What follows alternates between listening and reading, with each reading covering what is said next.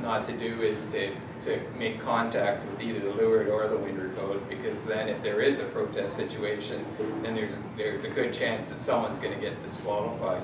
Where if it's just a question of words and a bit of space, well, then it's a lot easier to talk about that over a beer and hopefully on their nickel. But it's an interesting one. That happens a lot for sure. Yeah, but if you are jammed up in the middle and your lure boat says come up, and you have a boat on your hip and you can't come up, what are your rights? You yell over to him, can't come up? Yeah, you let them know that you're curtailed by the other boat. And if there is contact, then the boat next to you is most likely going to be your best width. If you've been asked to come up in the wind, you're then obliged to take your fellow to windward up also, right? Exactly. So Yep. everybody has to oblige each other. Yeah. And the thing that they throw in there, which is new in the last few years, is time and opportunity, and you know, you have to give everyone time to keep clear, where in the good old days the leeward boat sort of waved the big stick, and if you were the windward boat and you put yourself in a position where you couldn't get out of the way, you know, well then you could be in trouble. There could be a collision.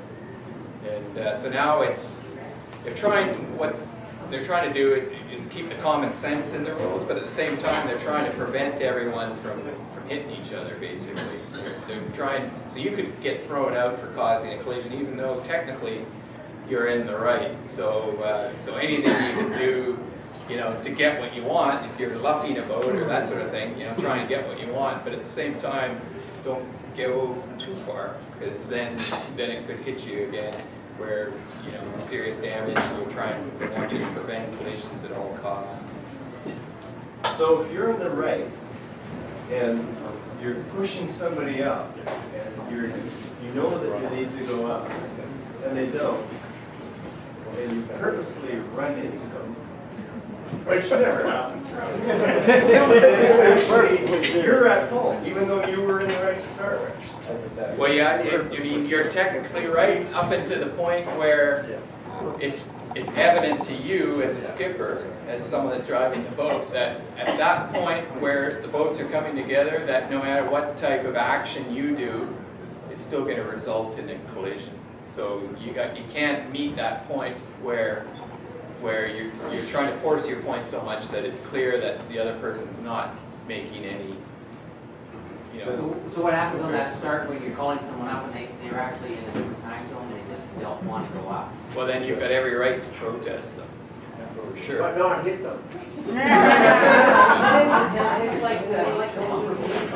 Yeah, but usually what will happen is, you know, if we've got, say we're out there tonight and there's 6 or 7 boats out there, and in that situation where you're forcing someone up, it's usually someone to leeward, like in your example, that's pushing us up as well. It's a chain reaction. And if that boat's not paying any attention, well then we may not have the luxury of avoiding the collision. So, you know, by virtue of having everyone else there, they're going to have a tough time proving their case that they didn't have enough time and opportunity to get out of your way. Well, we've all been on the start line where the guy beside you, we called them up. They say, yeah, we're moving. Yeah, but the tiller isn't. The sails aren't changing.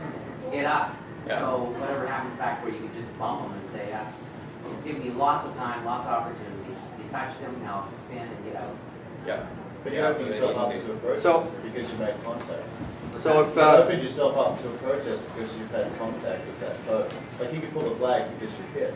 Then you're in the protest room after the race. Yeah, you can protest before you hit. You don't have to hit the protest. That's true. Yeah. But- you gotta pull the flag before you. But you can only get done for the collision if there was injury or damage. You know, you can get done also if it's proven that you got to a point where the collision could have been avoided if you had done something. So they kind of meet at that stage. So, and that's what they're trying to do with the rule. They're just trying to break that. So they're trying to prevent everyone from running into each other, basically. But in your case, I think you're right. You before you get to that point where the person's obviously not getting out of the way, you got to pull your flag out and hail protest and that sort of thing for sure. If it's clear that no action's being taken. Yeah. Also, if you touch, it's just really slow. Honestly, if you're really You're right. close, That's- and you can make a point and be second last.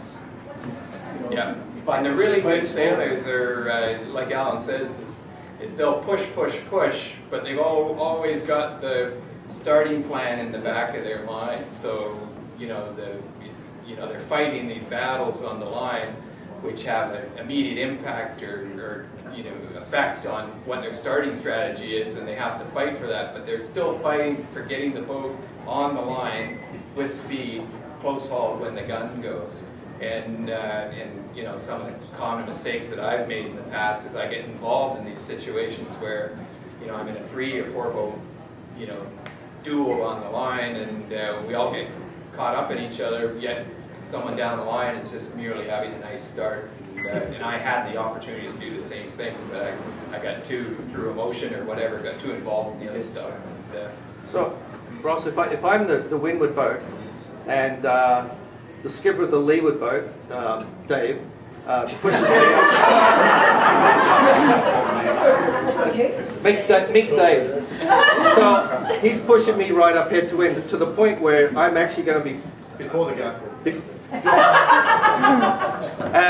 to the point where I'm going to be flipping over to port because the wind's going to catch my boat, and as I go over to port, Portman's coming up, you know, head to steam, you know, fully on starboard, and I've now flipped over to port because Dave pushed me His up. choice.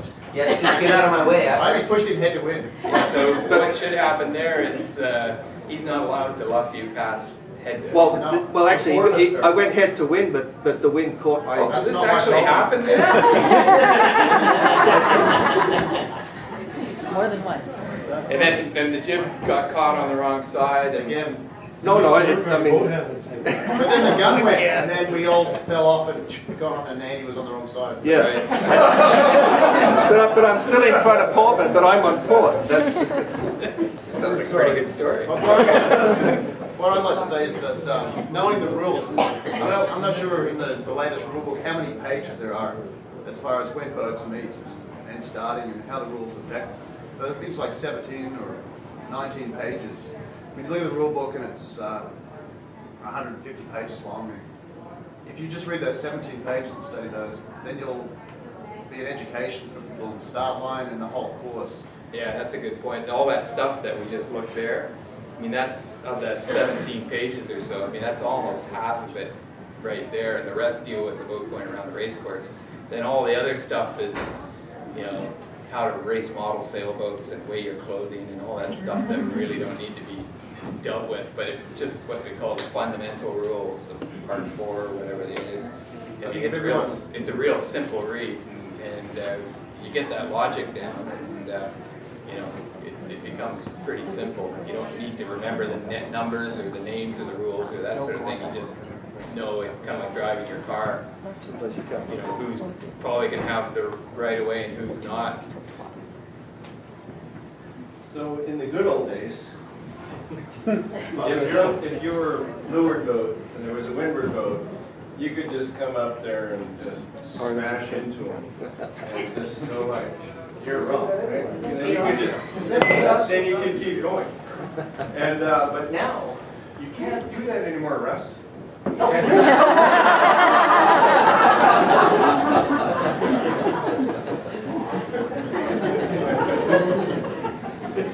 I'm glad we're getting all this out right now. I'm honestly feeling much better. I miss that chapter. My hair would Don't get But one Group hug. one thing that they didn't show there is the one boat that hit the line or the pin end of the line and did a circle.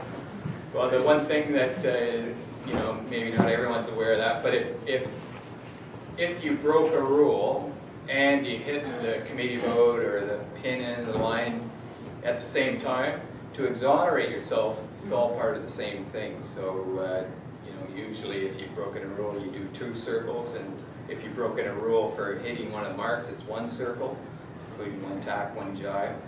Well then, if you hit the mark and broke a rule, it would just be the 2 circles. So they would cancel it out, so you wouldn't be there all day, just half the day. Yeah, so, and the punishment kind of fits the crime. If it's 3 minutes before the start, and you know you got your hand down on whatever, not looking where you're going, and you do have an incident, you can exonerate yourself 3 minutes before the start. So you can do your turns before the start goes. So you know you don't have to cross the line of all that guilt. Was I right or was I wrong? Just quickly, you know, get in and do your circles, and still probably got another minute and a half or else to go. You're gonna be fine. How soon do you have to do your penalty after it's active? So the penalty's got to be done more or less immediately, and where it wouldn't be immediately is if, say, we're all approaching the weather mark and we're getting ready to hoist our spinnakers, and we're in amongst a group of boats, and we're in the middle of, say, 4 or 5 boats, not like the present example, maybe it's the same boats from the starting line, God forbid, and we have an issue there, and we have to do our circles. Well, we can, even if, say the crew didn't hear that we had a protest, and they've got the spinnaker up now, so now we've got to get the spinnaker down. We've got to extract ourselves from that group of boats so we can jibe or tack or whatever we're going to do to start our 2 circles. And if that takes, you know, a bit of time to do it in a seaman-like manner without just going into a circle and running into the next boat, you can take a bit of time. But other than that, in open water, you pretty much have to do your penalty exoneration straight away. So can you protest somebody for not doing that soon enough? Like if they wait like not to the really. later You part can of the file a night? protest, and then the protest would be an incident about whatever happened. And then if the person came in and said, well, I did my penalty turns, and then they'd say, well, how long was it? And then if the time lapsed too long, then they'd probably have a tough time defending themselves. Yeah. That's good. Ross? Yeah. Committee vote question. You showed the people had to go around the end of the line rather than dipping. Yeah. Now what causes that? So on a normal start, if you're over the line, you can dip the line or you can go around the ends. You have a choice. And it's really just a string test that the boat has to pass all the way around all the marks. But in the one where they have the yellow flag with the black dot, What? Yeah. it's called the round the ends rule, or the I flag, they call it. Oh, so that's code flag I, India. And in those ones, you can only go around the ends. And the reason they have that is in a fleet of 15, 20 or more boats. If you're starting in the middle of the line and you're over early, it's like one of those videos that we watched where you can imagine that guy wanting to keep going down the line, yet he's got this 40 boat pack coming at him, and he can't do it. So in that case, if you thought it was going to be a start where there might be a lot of people over early, including ourselves, well then we might think, well maybe it's a wiser move for us to start near an end. In case we are over early, then all we have to do is just go around the ends, where if we start in the middle of the line, we're basically going to have to drop the sails and let everyone go by and then turn back and go through. so that's a committee choice. Committee choice, yeah. So the usual transgression is the committee is usually happy when they leave the dock and they've got a bit of rum. And as the day goes on, maybe around noon, they finish the rum. And they're still happy, they're very happy. And at that point, there's no I flag. And then about 2 in the afternoon, after the second race, then the fleet's a little unruly, they'll put the I flag up to keep everyone behind the lines, give them a bit of a scare. And then it goes to the Z flag, which is if you cross the line and you exonerate yourself, you still get a 20% penalty. And then it goes to the black flag, and that's when they haven't had rum in about 6 hours. And if you go through the line with 1 minute to go, you're thrown out for the day. That's it. Yeah. So that's the usual race committee transgression. Yeah. And it has nothing to do with the start lines, as I said.